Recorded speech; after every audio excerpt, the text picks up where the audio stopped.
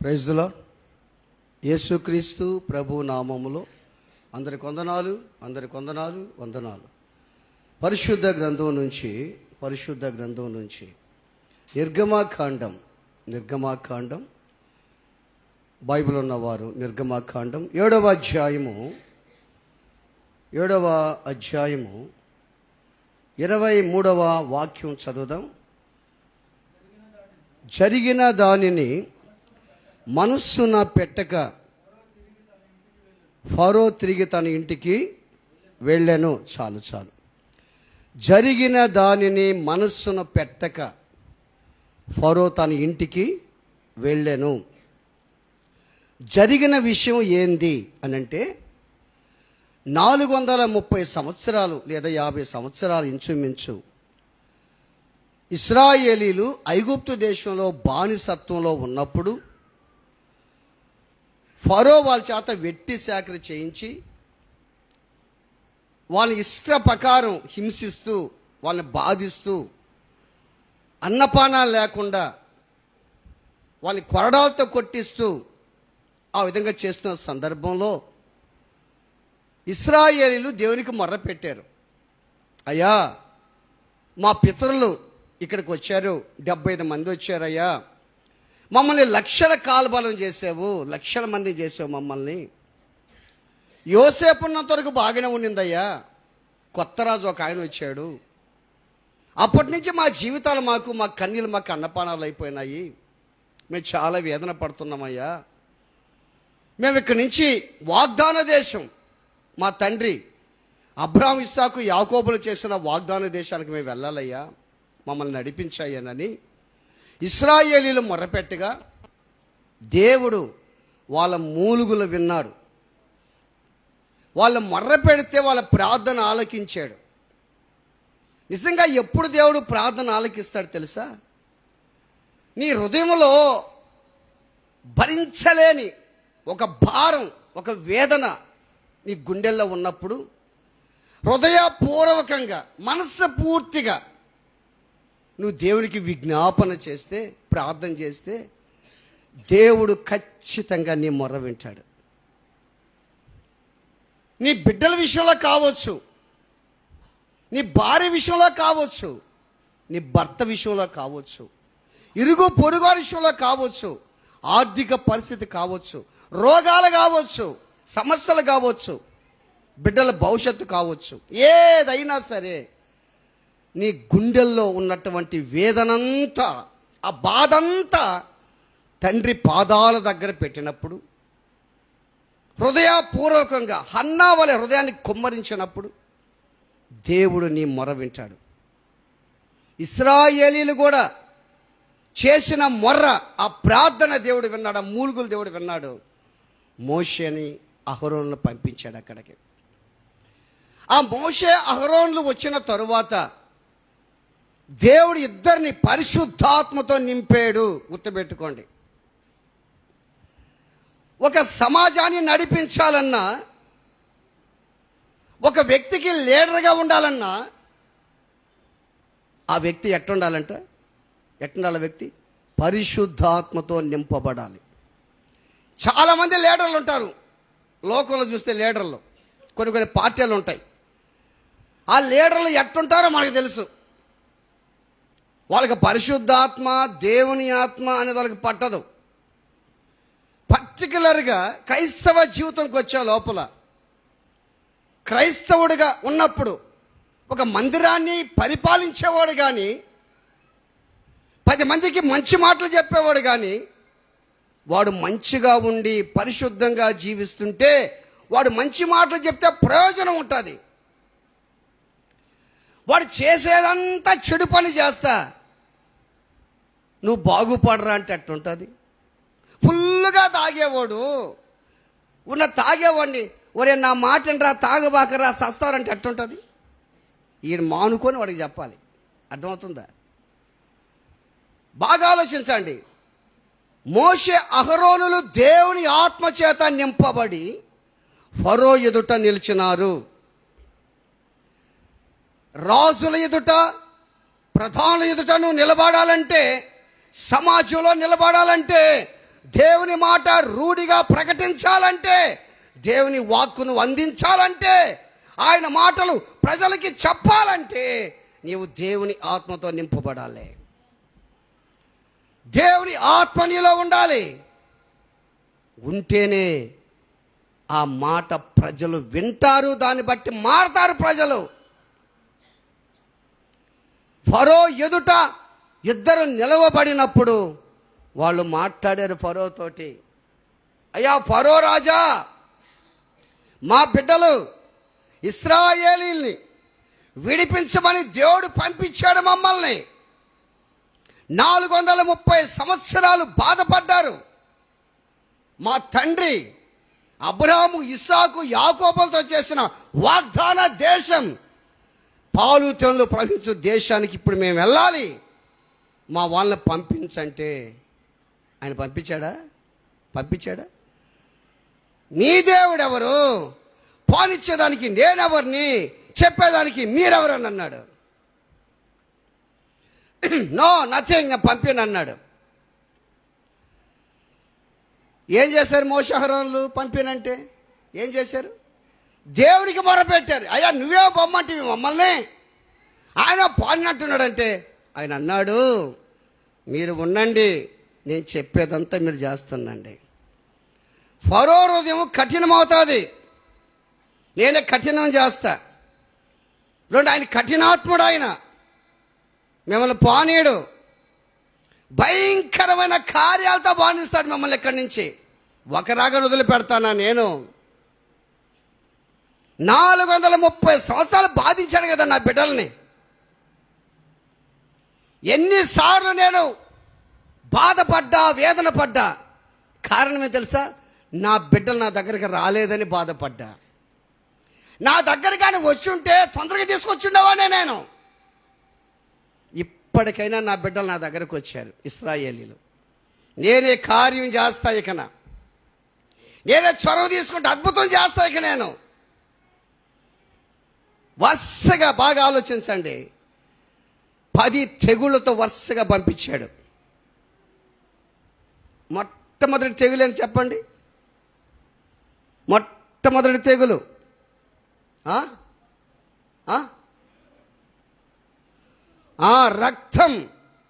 రక్తం. మాకు బైబిల్ ట్రైనింగ్లో తెగుళ్ళ గురించి మాకు చెప్పారు. తెగుళ్ళ గురించి చెప్తే ఆ తెగుళ్ళ గురించి లెక్క పెట్టుకునేదానికి ఎట్ట లెక్క పెట్టుకోవాలా, ఇప్పుడు రక్తము, కప్పలు, తర్వాత వడగళ్ళు అని ఉన్నాయి కదా. మాకు సింపుల్గా ఒక వర్డ్ చెప్పారు. మాకు ఏంటంటే రకపేజో పపవో మిచితో. రకపేజో, రా అంటే రక్తం, కా అంటే కప్పలు, పే అంటే పేలు, జో అంటే జోరీగులు. రకపేజో పప్పో అంటే పశువులు, పప్పో అంటే పొక్కులు, దద్దుర్లు, పప్పో వడగండ్లు, మీ అంటే మిడతలు, చీ అంటే చీకటి, తో అంటే తొలుచులు. మాకు చెప్పే ట్రైనింగ్లు చెప్పింది. ట్రైనింగ్ ఉండాలి కదా మనకు. మీకుందా ట్రైనింగ్? మీకేం ట్రైనింగ్ ఉందా? వారానికి 2 రోజులు ట్రైనింగ్ ఉంది మీకు. ఏందా ట్రైనింగ్? ఎప్పుడు చెప్పండి? ఒకటి, రెండోది. ఆ ట్రైనింగ్ రావట్లే మీరు, మీకేం తెలుస్తుంది? ట్రైనింగ్ రావట్లే మీరు. ట్రైనింగ్ రావట్లేదు కాబట్టి శ్రమల్లో జయించలేకపోతున్నారు, కష్టాలు భరించలేకపోతున్నారు, శోధనలు భరించలేకపోతున్నారు. ఎందుకంటే మీరు ట్రైనింగ్ రారు. ట్రైనింగ్ సెంటర్ నెల్లూరులో లేదు మనకు, అల్లూరు మోపూర్లో ఉంది ట్రైనింగ్ సెంటర్, దగ్గరగా ఉంది ట్రైనింగ్ సెంటర్. మీరు రారు కదా. ఆలోచించండి. రకపేజో పపోవ మిచ్చితో అంటే ఫస్ట్ రక్తం. మోషే, నేను కర్ర ఇచ్చాను కదా మోషే, కర్ర ఇచ్చాను కదా. ఆ కర్రతో ఏం చేస్తామంటే నైల్ నదిని కొట్టు. ఐగుప్తు దేశం అంతా కూడా రక్తమే. నైలు నదిని పవిత్రంగా చూస్తారంట ఐగుప్తీయులు. ఏ విధంగా చూస్తారంటే ఐగుప్తులకు ఉన్నటువంటి ఆ యొక్క విగ్రహాలు, ఆ దేవుళ్ళు ఏం చేస్తారంటే ఆ పవిత్రమైన నీళ్ళ కడుగుతారంట. వాళ్ళు కడుగుతారంట. ఆ నైల్ నది అంత పరిశుద్ధంగా చూసుకోరంట నైల్ నది వాళ్ళు. ఆ నైల్ నది ఏమైపోయింది? ఇప్పుడు ఏమైపోయింది? రక్తం అయిపోయింది. ఇంకొక విషయం కూడా చెప్తాను మీకు. మోషే పుట్టినప్పుడు ప్రతి మగబిడ్డని యాడేమన్నారు? యాడేమన్నారు వాళ్ళని? అది ప్రతి మగబిడ్డను నైల్ నదిలో ఏమన్నారు? ఫరో, నా బిడ్డల్ని నైలు నదిలో వేస్తావా ఫరో? మీకు అర్థమవుతుందా? ఆలోచించండి. వీడు నన్ను ఇంత బాధిస్తున్నాడే, వీళ్ళు నన్ను ఇంత వేదన పెడుతున్నారే, ప్రభా నువ్వు చూస్తా ఉన్నావా అని నువ్వు ప్రార్థన చేస్తే దేవుడు అంటాడు, wait wait wait wait wait wait wait. పోయినసారి చెప్పాను మీకు, బలిపీఠాల కింద మొర పెడుతుంటే ఎవరు? చనిపోయిన ఆత్మలు. నాదా నాదా ఎంతవరకయ్యా, ఎంతవరకయ్యా, ఎంతవరకు? అత్సాక్షులు మొర పెడుతున్నారంట. ఎంతవరకయ్యా, ఎంతవరకయ్యా?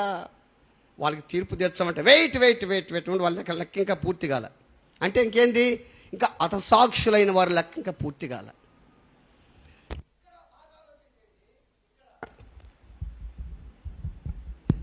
ప్రైజ్ ది లార్డ్, హల్లెలూయా. ఇక్కడ చాలామంది ఉన్నాం మనం. నాకెందుకు అనిపిస్తుంది, దేవుని రాకడ అతి త్వరలో ఉంది. ఆ రాకడకు ముందు ఎంతమంది హతసాక్షులు అవుతారో ఇక్కడ. ప్రైజ్ ది లార్డ్, హల్లెలూయా. అంతకంటే ప్రివిలేజింగ్ ఏముందమ్మా? గొప్ప విషయం ఏముంది? నిన్ను వచ్చారనుకో, పోతా ఉండవు అనుకో. ఏడబోయొచ్చావు? చర్చికి. ఎక్కడ?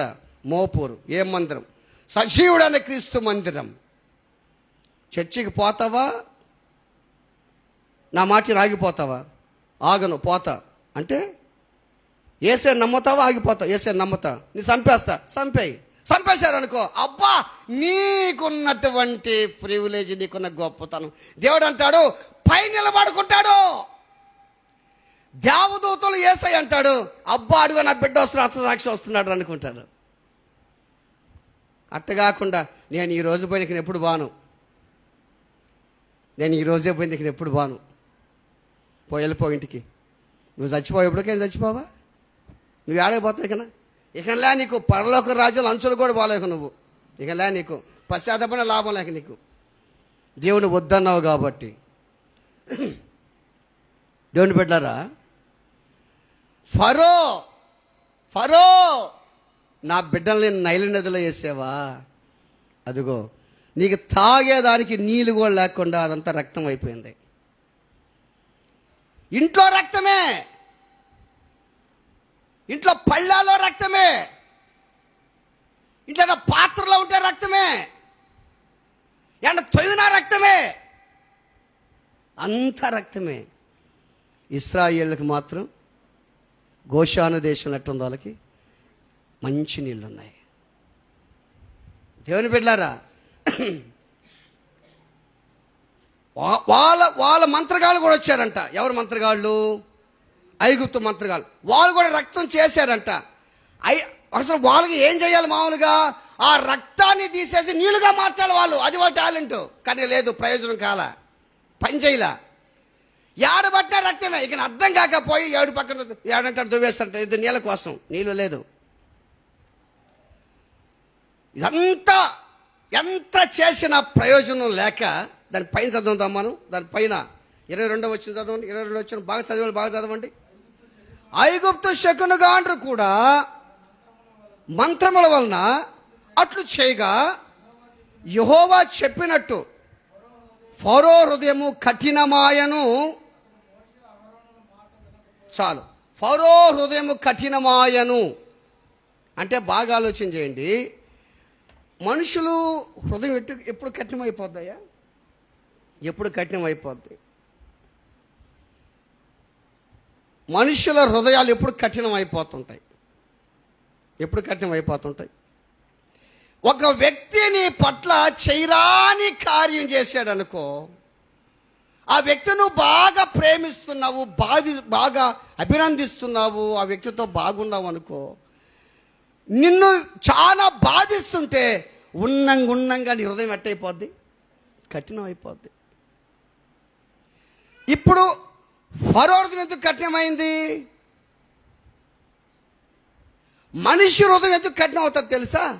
బాగా గుర్తుపెట్టుకోండి. ఒక క్రైస్తవుడిగా మనుషులకు ఎందుకు కఠినం అవుతుందంటే, నువ్వు దేవుణ్ణి అర్థం చేసుకోకుండా బట్టి కఠినమైపోతుంది, హృదయం కఠినమైపోతుంది. నువ్వు దేవుణ్ణి అర్థం చేసుకోవట్లేదు కాబట్టి నీ హృదయం ఏమైపోతుంది, కఠినమైపోతుంది. ఆలోచన చేయండి. రెండోది, భార్య భర్తను అర్థం చేసుకోలేదు కాబట్టి కఠినమైపోతుంది హృదయం. భర్త భార్యని అర్థం చేసుకోలేదు కాబట్టి హృదయం కఠినమైపోతుంది. గుర్తుపెట్టుకోండి. పిల్లలు కూడా అర్థం చేసుకోవడం, తల్లిదండ్రులు అర్థం చేసుకోవటం, అందుకు హృదయం కఠినమైపోతూ ఉంది.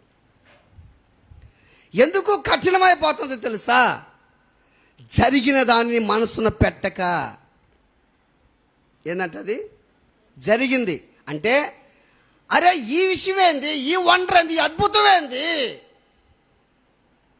ఇన్ని తెగుళ్ళు వచ్చాయే, ఇన్ని తెగుళ్ళు వచ్చిన మా యొక్క విద్వాంసులు మంత్రగాలు ఏం చేయలేకపోయినారే అని మనసు మారాల్సిందే. పోయి ఏమైపోయింది, హృదయం ఏమైపోయిందంట. అది దేవుడు నీ పట్ల ఎన్ని అద్భుతాలు చేశాడయ్యా, ఎన్ని కార్యాలు చేశాడు. నువ్వు మందిరానికి రాకుండా హృదయం కఠినమైపోతుందంటే అర్థం చేసుకో. నువ్వు పడితే లేపాడే, యాక్సిడెంట్లో లేపాడే, కృంగితే లేపాడే, అప్పులో లేపాడే, సమస్యలో లేపాడే, బాధలో లేపాడే, అందరూ చీయన్న లేపాడే. జరిగింది మనసున పెట్టుకోక హృదయం అయిపోయింది, ఇది కఠినమైపోయింది. బాగా గుర్తుపెట్టుకో. నీ హృదయం కఠినమైపోతుందంటే అర్థం ఏం తెలుసా? నువ్వు దేవుణ్ణి అర్థం చేసుకోవటం లేదు, అందుకు హృదయం కఠినమైపోతుంది అనేది నీకు అర్థం కావట్లేదు. దేవుడు జరిగింది మనసును పెట్టడంలే.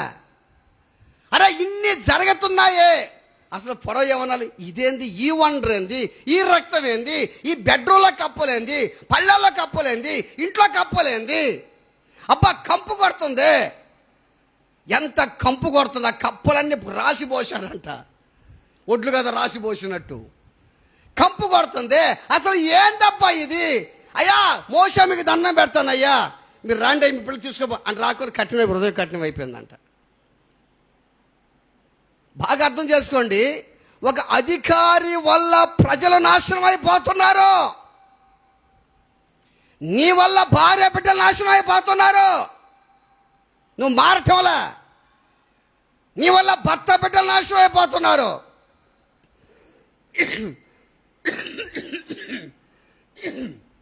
నీ వల్ల ప్రజలు నాశనం అయిపోతున్నారు. గుర్తుపెట్టుకో, కఠినమైపోతుంది. ఫరో హృదయం కఠినమైపోయింది. మోషే అహరోనుల మాట వినలా. ఇప్పుడు వీళ్ళు వింటున్నారు, సేవకుల మాట వింటున్నారా? సేవకుడు అరిసరిసి చెప్తే సేవకుడు మాట వింటున్నారా? వినరే, హృదయం ఏమైపోతుంది. అది హృదయం కఠినమవుతుంది. గుర్తుపెట్టుకో. దయగల వారి పట్ల దయ చూపించే దేవుడు కఠినుల ఎడల వికటముగా ఉండేవాడని. ఇప్పుడు గుర్తుపెట్టుకోండి అమ్మా, నువ్వేమో కఠినంగా ఉన్నావు. ఎంతవరకు కఠినంగా ఉంటావు? దేవుని అర్థం చేసుకోకుండా, దేవుని దగ్గరికి రాకుండా, జరిగింది మనసును పెట్టుకోకుండా. ఎన్నో నీ జీవితాల్లో జరిగినాయి, ఎన్నో అద్భుతాలు జరిగాయి. మనసును పెట్టుకోవట్ల, వదిలేసావు, దాన్ని వదిలేసావు. ఫరో కదా వదిలేసినట్టు, ఫరో హృదయం కదా కఠినమైనట్టు ఎన్నో వదిలేసి వెళ్ళిపోతా ఉన్నావు. కుటుంబంలో నీ నిమిత్తమై, బాగా గుర్తుపెట్టుకో, అర్థం చేసుకోండి. కుటుంబంలో నీ నిమిత్తమై ఒకటే ఫ్లోటింగ్ శ్రమల మీద శ్రమలు, కష్టం మీద కష్టాలు వస్తానే ఉండేది కుటుంబంలో. బాధల మీద బాధలు వస్తాయి నీ కుటుంబంలో, వస్తానే ఉండే. కారణం ఏంది? జరిగింది మనసును పెట్టుకోవట్లే నువ్వు. అరే జరిగింది ఇది కాదా అని మనసును పెట్టుకోవట్లే నువ్వు. ఈ మధ్య కొన్ని మీరు ఫోన్లు చూస్తే తెలుస్తుంటుంది మీకు. ఈ మధ్య ఆస్ట్రేలియాకి ఇండియాకి మ్యాచ్ జరిగింది, ఉమెన్స్ మ్యాచ్. అవి ఎవరంటే జెమిమా రోడ్రిగ్స్. జెమిమా అంటే హిందువా క్రైస్తవా? జెమిమా అంటే క్రిస్టియనా హిందువా? మీకు అర్థం కావట్లేదు, అది కఠినమైపోయింది హృదయం. జెమిమా అంటే క్రిస్టియనా హిందువా చెప్పండి. ప్రభు వీళ్ళకి గొంతులు దయచేయను ఆయన, వీళ్ళందరికీ గొంతులు ప్రభువా. హల్లెలూయా. అమ్మ క్రైస్తవురాలు తల్లులారా, అదిగో జమ్మని పేరు పెట్టాను కదా, నేను హిందూ పేరు పెట్టాను అంకే. ఈ జమీమా సరే ఒకసారి రాదనుకో వదిలేసి అంక హిందూ పేరు పెట్టాను, జమీమని కృష్ణ పేరు పెట్టానికి నేను మంచి పేరు పెట్టాను జమీమాని.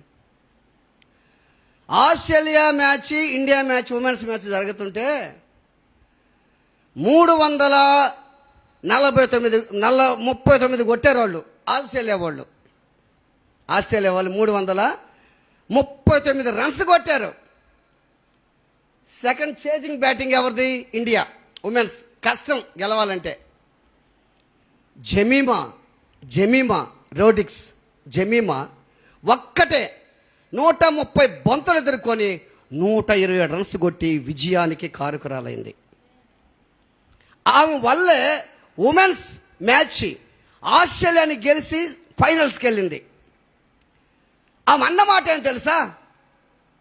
మీరు బాగా ఆలోచన చేయండి, బాగా గుర్తుపెట్టుకోండి. మీరు ఇంట్లో దేవానికి స్తోత్రం అంటున్నావు, ఇంట్లో సాక్ష్యం చెప్తున్నావు, గుళ్ళో సాక్ష్యం చెప్తున్నావు, సమాజంలో అందరి ముందు దేవుడు గొప్పదని సాక్ష్యం చెప్తున్నావా? గొప్ప విషయం ఏం తెలుసా? ఆమె ఏమన్నదంటే, ఈ విజయానికి కారణం జీసస్ క్రైస్ట్. అక్కడ ఉండేవాళ్ళంతా హిందువులే క్రైస్తవులే? ఎక్కువ హిందువులే. అందరూ కొంతమంది ఉంటారు, కొంతమంది రేరు. 100 మంది హిందువులు ఉంటే 5-6 మంది క్రిస్టియన్స్ ఉంటారు అక్కడ. వాళ్ళ దాన్ని ఏమంటారు? దాన్ని ఇంటర్వ్యూ చేసేవాళ్ళ. ఆ మ్యాచ్ అయిపోయిన తర్వాత ఇంటర్వ్యూ చేసేవాళ్ళు అనుకోండి. వాళ్ళు ఇంటర్వ్యూ చేసేవాళ్ళు మాట్లాడతారు, నీకు మ్యాచ్కి కారణం ఏదో అడుగుతున్నారు వాళ్ళు. నేను మ్యాచ్ గెలిచానంటే నెంబర్ 1 జీసస్ క్రైస్ట్, నెంబర్ 2 నా తల్లిదండ్రులు, నా కోచ్. ఆమె ఎవరు తెలుసా? బాంబే, ఆమెది సొంతూరు. బాంబే దేశంలో వాళ్ళ నాన్న పాస్టర్ కూతురు ఆమె. ఈరోజు ఆలోచించండి అమ్మా, నా ప్రియమైన చెల్లెళ్ళు, అక్కలు, తమ్ముళ్ళు, అన్నల్లారా, గుర్తుపెట్టుకో. మందిరాల్లో సాక్ష్యం చెప్పేది కాదయ్యా, ఇంట్లో సాక్ష్యం చెప్పేది కాదయ్యా.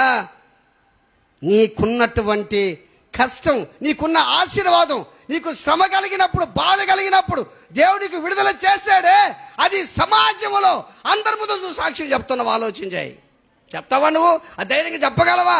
అంత ధైర్యంగా అంత మందిలో, బాంబేలో నడి బొడ్డులో జమీమా రోడ్రిగ్స్ అంత మంచి మందిలో నా విజయానికి కారణం జీసస్ క్రైస్ట్. ఆమె కోడ్ చేసిన వాక్యం ఏది తెలుసా? తను చదవడం నిర్గమాకాండం 14:14. నిర్గమాకాండం 14:14 చదవండి. నిర్గమాకాండం 14:14. యెహోవా మీ పక్షమున యుద్ధము చేయను చెప్పాను. ఆ మాట ప్రకారం చేసిందంట ఆమె. నా పక్షాన దేవుడే యుద్ధం చేశాడు. నా పక్షాన దేవుడు యుద్ధం చేసి ఇండియా దేశానికి విజయాన్ని ఇచ్చాడు. ఆడింది నేను కాదు, నా ప్రభువే నా చేత ఆడించాడని చెప్పింది. జరిగింది మనసును పెట్టుకుందామి, గుర్తుపెట్టుకోండి. జరిగింది ఏంది? చేజింగ్ బ్యాటింగ్లో ఆమె బ్యాటింగ్ చేసింది, 120 రన్స్ కొట్టింది, ఇండియా గెలిచింది. జరిగింది మనసును పెట్టుకుంది. దీనికి కారణం ఎవరు? యేసయ్య. బిడ్డలారా ఆలోచన చేయండి అమ్మా. జరిగింది మనసును పెట్టుకుందయ్యా. ఈరోజు నువ్వు సాక్ష్యం చెప్తున్నావా? సమాజంలో 4 గోళ్ల మధ్య దూరం మారుతారయ్యా. అందుకని చెప్పి సాక్ష్యం చెప్తే 1000 రూపాయలని. సాక్ష్యం చెప్తే ఊరు మాట, 4 గోళ్ళు చెప్తే ఊరు మాట. 10 మందికి చెప్పాయా నువ్వు సాక్ష్యమా? ఇళ్ళ పక్క చెప్పాయా సాక్ష్యమా? అందరూ మారుతారు. ఆలోచన చేయి. జరిగింది మనసున పెట్టక కట్టినపరుచుకొని వెళ్ళిపోయి మోషే అహరోన్ల మాట కూడా చెప్పు, వాళ్ళ మాట కూడా వినలా.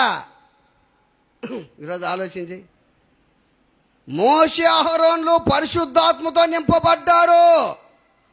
నింపడతా నాకేం అనుకున్నాడు ఫరో? మీరు కూడా అంతే కదా. ఆయనకేమే? ఆయన ప్రార్థన చేసుకుంటుంటాడు, ఆయన ఆత్మ నింపబడ్డాడు. నాకేమే? అరస్తాడు, నాకేమే?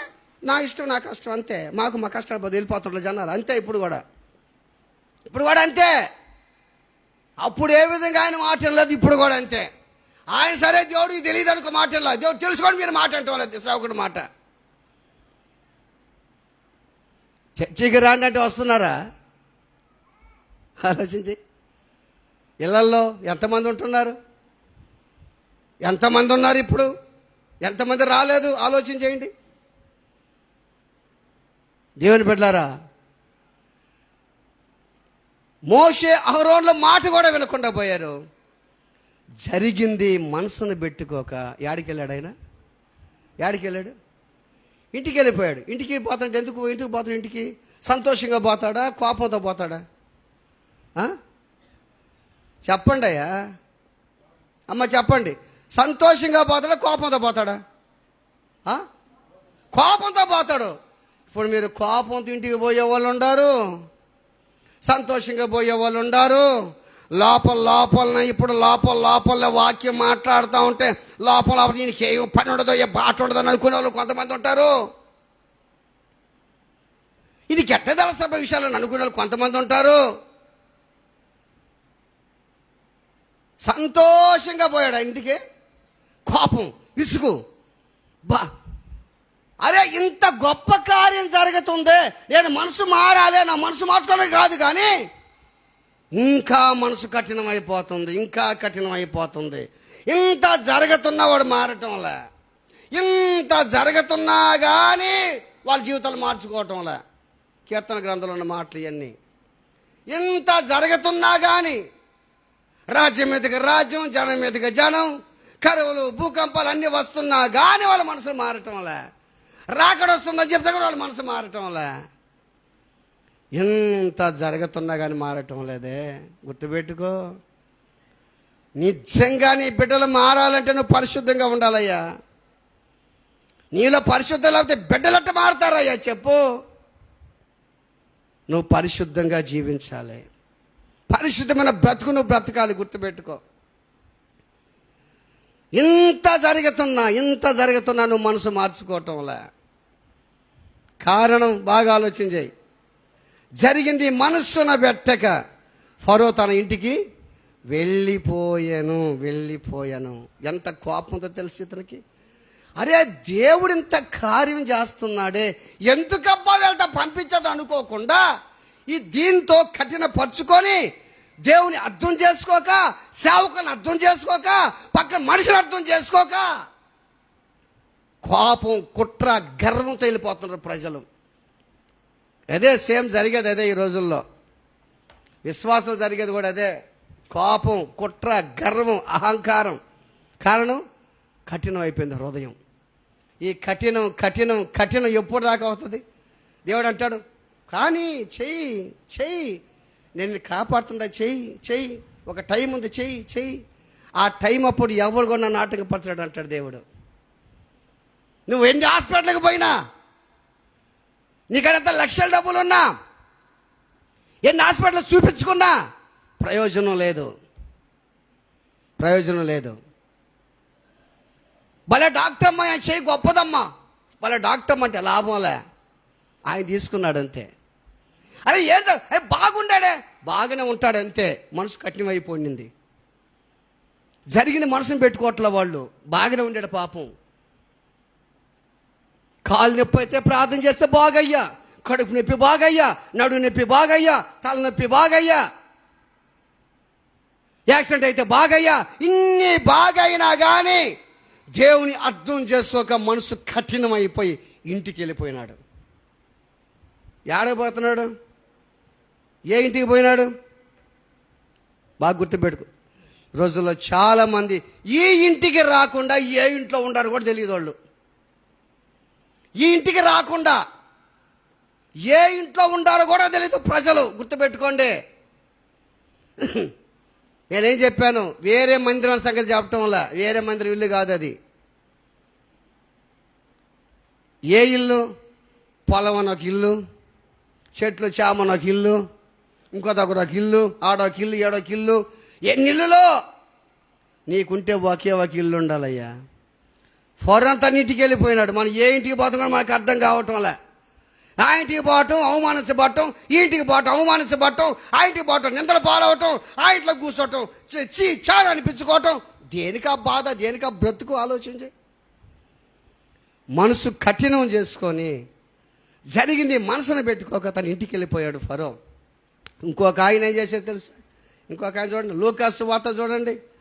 అందరికి తెలిసిన వాక్యం చెప్తున్నా. లూకా సువార్త 18వ వాక్యం చూడండి. 18వ వాక్యం 19 18వ వాక్యం 18వ అధ్యాయము 13వ వచనం. లూకా సువార్త 18:13. అయితే సుంకరి దూరంగా నిల్చుండి ఆకాశం వైపు కన్నులెత్తడానికి ధైర్యం చాలక రొమ్ము కొట్టుకొనొచ్చు. దేవా, పాపిని నన్ను కరుణించుమని పలికెను. అతనికంటే నీతిమంతుగా తీర్చబడి తన ఇంటికి వెళ్ళాను. ఆమేన్, హల్లెలూయా. ఈనాడికి వెళ్ళాడమ్మా, ఈనాడికి వెళ్ళాడు. అంతకుముందు ఆ ఇంటికి ఈ ఇంటికి పోయేవాడేమో, ఆ తలుపు తట్టి ఈ తలుపు తట్టేవాడేమో, ఆ ఇంట్లో కూర్చొని ఈ ఇంట్లో కూర్చొని ఆ ఇంట్లో కూర్చొని దాయలాట చుంబక్ అని పోసలాట దాయలాట ఆడుతుండేవాడేమో. ఇప్పుడు ఆడపోయాడు ఆయన తన ఇంటికి. ఎట్టెళ్ళాడు? నీతిమంతుడుగా తీర్చబడి ఇంటికి వెళ్ళిపోయినాడు. ఆమేన్. గుర్తుపెట్టుకో, నువ్వు నీతిమంతురాలుగా తీర్చబడ్డావు కాబట్టి ఆ ఇంటికి వచ్చున్నావు నువ్వు. అవసరమైతే గుర్తుపెట్టుకో, ఎందుకో చెప్తున్నాను నీ మాట, ప్రవచనపూర్వకంగా చెప్తున్నా. అవసరమైతే నీ బిడ్డల కోసం ఉపవాసం ప్రార్థన చేయి, ఇంటికి రావాలని, బాగుపడాలని. వాళ్ళ మనసు కఠినం అయిపోయింది, ప్రార్థన చేయి. అవసరమైతే నీ భర్త కోసం ఉపవాసం ప్రార్థన చేయి, నీ భార్య కోసం ఉపవాసం ప్రార్థన చేయి, నీ బిడ్డల కోసం, నీ బంధువుల కోసం ఉపవాసం ప్రార్థన చేయి. అవసరమైతే దేవుని ఇప్పుడు నిన్ను లెక్కడగతాడు. బిడ్డలారా, లెక్కడగతాడు దేవుడు నిన్ను. నీకు అర్థం కావట్లేదు, లెక్కడగతాడు దేవుడు. నువ్వు బాగా ప్రార్థన చేస్తే, అయ్యా నేను ప్రార్థన చేశాను అయ్యా అని చెప్పొచ్చు. నువ్వు చేయకపోతుంటేవే. బిడ్డలు చూస్తే నీకు భయం అయిపోయా. ఇప్పుడు వాళ్ళు నిన్ను బెదిరిస్తుండే. ఆలోచించి, వాళ్ళు నిన్ను బెదిరిస్తున్నారు. ఇప్పుడు నువ్వు వాళ్ళని బెదిరించాల్సి, వాళ్ళు నిన్ను బెదిరిస్తున్నారంటే ఎంత వచ్చేసిందో మనసు కఠినం అయిపోయింది. వాళ్ళకి నిన్ను అర్థం చేసుకోవటం. అరే తండ్రి తల్లిని అర్థం చేసుకోవటం వాళ్ళు. మళ్ళీ వాళ్ళ కోసం అంత ప్రార్థన చేస్తాయ్యా, నా బిడ్డలయ్యా, నా కొడుకులయ్యా, నా కోడలు, నా కూతురు, నాలుగులని ప్రార్థన చేస్తున్నా వాళ్ళ కోసం. వాళ్ళు అర్థం చేసుకోవట్లే నిన్ను. ఫరో, మోషే, అహరోను అర్థం చేసుకున్నారా? లేదు. బిడ్డలు తల్లిదండ్రులు అర్థం చేసుకోవటం లేదు, కాపని అర్థం చేసుకోవటం లేదు. కోపంతో విసుగుతో తన ఇంటికి వెళ్ళిపోయినాడు ఫరో. కారణం, ఈ మోషే అహరోను చస్తే బాగుండు, ఏం దేవుడు ఆ దేవుడు అనుకుంటా తిట్టుకుంటా వెళ్ళిపోయాడు. కానీ సుంకరైతే పాపి నన్ను కరుణించని కేకలేశాడు, రొమ్ము కొట్టుకున్నాడు. ఆకాశం వైపు కన్నుతో ధైర్యం చాలకి రొమ్ము కొట్టుకున్నాడు. పాపి నన్ను పలికాడు. పరిసేడు కంటే సుంకని దేవుడు నీతిమంతుడుగా తీర్చాడు. నీతిమంతుడు ఇంటికి వెళ్ళిపోయినాడు. ఈరోజు మీరు నీతిమంతుడు ఇంటికి వచ్చి ఉన్నారు. అందరు చప్పలు కొండ ఒకసారి. హల్లెలూయా, హల్లెలూయా. తన ఇంటికి వెళ్ళాను. ఫరో మాత్రం, ఇతను మాత్రం పరిసేయుడు, నేను వాడినని, ఈయనని, వీరినని, శూరునని, విక్రమార్కుడని చెప్పాడు. నన్ను మించిన వాడు లేడు. నేను కానీ ప్రార్థన చేస్తే గడగడలాడాలా, నేను ప్రార్థన చేస్తే అద్భుతం జరగాల, నేను వాడిని, ఈయన్ని, నావిని, ఈవిని అని చెప్పాడు. ఏమీ లేదాడ. తను తగ్గించుకున్నవాడు, హెచ్చించుకునేవాడు. నాకు ఇచ్చిన వాగ్దానం అదే. ఈ సంవత్సరం ఇచ్చిన వాగ్దానం, నువ్వు తగ్గించుకోనైనా అన్నాడు. ఇంకా తగ్గించుకుంటున్నా. ఇంకా నేను కోరుకుంది, అయ్యా నీకు ఇంకా దగ్గర అవ్వాలయ్యా, నీకు ఇంకా దగ్గర అవ్వాలి. ఇంకో విషయం చెప్పేదా మీకు, నేను ఉన్నట్టు నీకు నాకు చెయ్యి నొప్పి వచ్చేసింది. ఈ చెయ్యి నొప్పి వచ్చేసింది. మొన్న ఒకసారి ఇటు పెట్టుకొని, ప్రభువా ఈ చెయ్యి నొప్పిగా ఉందయ్యా, ఇది తీసేయి, ఈ ఇటు పెట్టుకుంటే కూడా నొప్పిగా ఉందయ్యా, ఇది తీసే, నీకు ఇష్టమైతే తీసేని ప్రార్థన చేస్తే చెయ్యి నొప్పి తగ్గిపోయింది. మళ్ళీ టెస్టింగ్ మళ్ళీ వస్తుంది నొప్పి. ఇప్పుడు నొప్పి లేదు, మళ్ళీ వాక్యం చెప్తాను, ఇప్పుడు నొప్పి లేదు, ఇప్పుడు నొప్పి లేదు, నమ్మండి, ఇప్పుడు నొప్పి లేదు, అసలు ఇప్పుడు నొప్పే లేదు. నేను ఒక ఫిక్స్ అయిపోయా, నా నొప్పి అంతా నువ్వే, నా శివంతా నువ్వే, నా ఆనందం అంతా నువ్వే నాయన. నొప్పున్నా ఏమి, ఏమున్నా ఏమి, పర్వ నీ కానీ సస్తే, నేను కానీ సచ్చాను అనుకో, నాకు నొప్పి ఉండదు కదా. కడుపు నొప్పి ఉన్నావే, తల నొప్పి ఉన్నాయేమి, నేను చస్తే నాకు తలనొప్పి నొప్పి ఉండదు కదా. దాంట్లో ఫిక్స్ అయిపోయా నేను. బాగా గుర్తుపెట్టుకోండి దేవుని బిడ్డలారా, జరిగింది మనసును పెట్టడంలా నువ్వు ఒక్కసారి హృదయం ఉందని గుండె మీద చెయ్యేసుకో. జరిగింది నీ విషయంలో, నీ కుటుంబంలో ఏమేమి జరిగిందో గుర్తుపెట్టుకో. అది మనసును పెట్టుకోకుండా కఠినం అయిపోయిందని హృదయం. వాడిని ప్రేమిస్తావు, ఈయన్ని ప్రేమించు, ఆవుని ప్రేమిస్తావు, ఈయని ప్రేమించు, ఆమెతో బాగుంటావు, వీడితో బాగుంటావు. ఇదే దేవుడికి చెప్పింది, ఇదే చెప్పాడు దేవుడు నీకు. ఇటువంటి పరలోక రాజ్యం ఉందా? గేటు కాడికన్నా రాగలవా? ఇక సుంకలకు తలుపు దడుతుండాలి నువ్వు, వాళ్ళకి తలుపు దడుతుండాలి, గేటు కాడికి కూడా రాలేవు నువ్వు. గుర్తుపెట్టుకో. ఈ రోజున ఫరో మోషే అహరోన్ల మాట వినలేదు, ఒకటి. రెండోది, జరిగింది మనసును పెట్టుకోక కఠినం అయిపోయాడు. ఎందుకు కఠినం అవుతున్నారు మనుషులు? దేవుణ్ణి అర్థం చేసుకోక, పక్కన అర్థం చేసుకోక, ఇంత జరుగుతున్నా కానీ వాళ్ళ జీవితాలు మార్చుకోక, తిట్టుకుంటున్నారు కానీ, వాళ్ళ పక్కన తిట్టుకుంటున్నారు కానీ మనసులు మాత్రం మారటం వల్ల ఈ రోజున మన జీవితాలు మార్చుకున్న సుంకర వలె మనం మారి తగ్గించుకుంటే దేవుడు మనల్ని దీవిస్తాడు. ప్రార్థన చేసుకుందాం, తల్ల వంచుదాం, కళ్ళు మూసుకుందాం, తల్ల